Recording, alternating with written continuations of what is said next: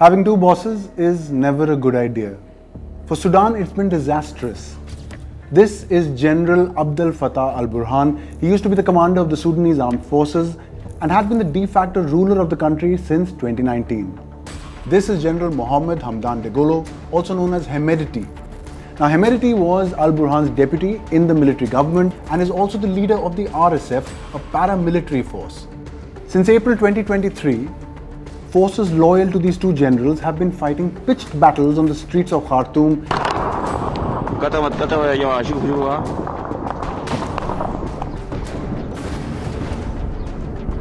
Hundreds have been killed, thousands have been displaced, and countries from around the world are scrambling to evacuate their citizens. Hello and welcome. From the Times of India, I'm Miraj Shah. Today on GeoScope, the story of two men and the dynamics of a power struggle between them that has thrown Africa's third largest country, Sudan, into chaos yet again.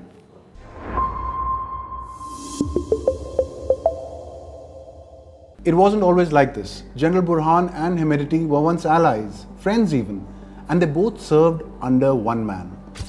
This is Omar al-Bashir. In 1989, Bashir, then a brigadier general in the Sudanese armed forces, overthrew a democratically elected government and installed himself as the leader of Sudan. Bashir would go on to rule for 3 decades, a period marked by intense strife and numerous civil wars. One of those conflicts was in 2003 in the western region of Darfur, where there was a popular uprising against Bashir's rule. The brutal suppression of the protests in Darfur had two major actors. We've already met these gents. There was General Burhan, who was the overall commander for the SAF in the region, and Hamedity, who was part of Janjaweed, a local militia that had allied itself with the central government. The Janjaweed did most of the fighting on the government's behalf in Darfur and are held responsible for most of the atrocities there. These atrocities led the International Criminal Court to charge Bashir with genocide and crimes against humanity. But the suppression of the uprising had one more consequence. It brought these three men closer. Bashir apparently took such a shine to Hamedity that he even called him his protector. You know how the script goes. The protector turned incarcerator in 2019. There were popular protests around the country against economic hardships and against Bashir's rule. Now the two generals, pragmatic as ever, read the writing on the wall. They joined hands, the SAF and the RSF that is, and supported the revolution. Bashir was arrested and thrown into jail. A Sudanese court on Saturday has sentenced ex-president Omar al-Bashir to 2 years house arrest over corruption charges.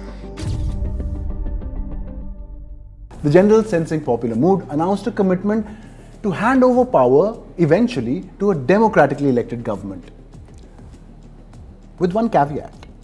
They wanted to play a role in this transition to democracy.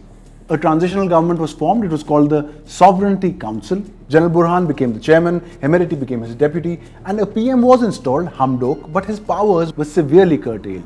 The country was on the verge of transitioning to civilian rule, leaving the future of the security forces in question. The Sudanese military has extensive control over lucrative state-owned enterprises, including gold mining, livestock exports, construction equipment, and of course, defense contracting. Hamedity, on the other hand, being from Darfur, also has a great deal of hold on the gold mines in that region. Both generals had also been deeply involved in Sudan's war in Darfur and may have worried that a civilian government could hand them over to the International Criminal Court for prosecution. In October 2021, there was yet another coup. Hamdan was arrested, the Sovereignty Council was dissolved, and Burhan declared a state of emergency. And that's how things stood for over 18 months. The generals had promised this time around to hand over power to a civilian administration in 2023. Ladies and gentlemen, I have the pleasure to look over the most recent political developments in Sudan and to reiterate our commitment for peace and a peaceful transition, to establish a real democracy that includes fair, free and transparent elections at the end of the transition period.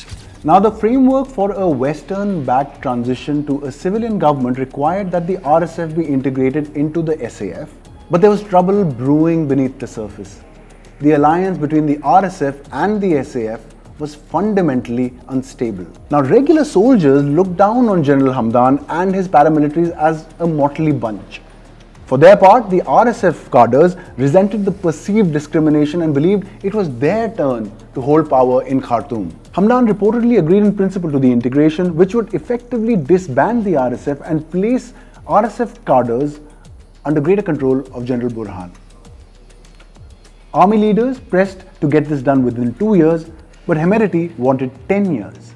And that was a major fracture point between the two. During this time, both leaders issued veiled threats to each other. Now, Sudan's number 2 military commander, Mohamed Hamdan Dagalo, also known as Hemedti, has said that the October coup had failed. He said he had failed to bring about change in the country and that he would do so if Sudan is heading towards the abyss. Took international trips in which they each posed as future leaders of Sudan, and even quietly moved around their military forces around Sudan. On April 15th, the first shots were fired in Khartoum. It's the first time that conflict has reached the capital. A month on, over 100,000 people have fled the country.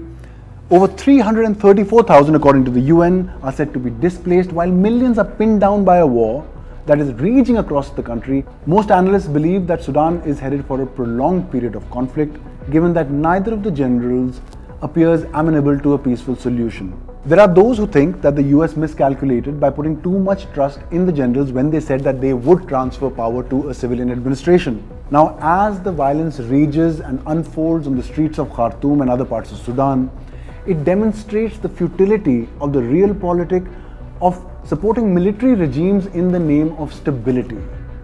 Now, irrespective of which general comes out on top in this war, it's unlikely that either of them can be expected to provide democracy to Sudan.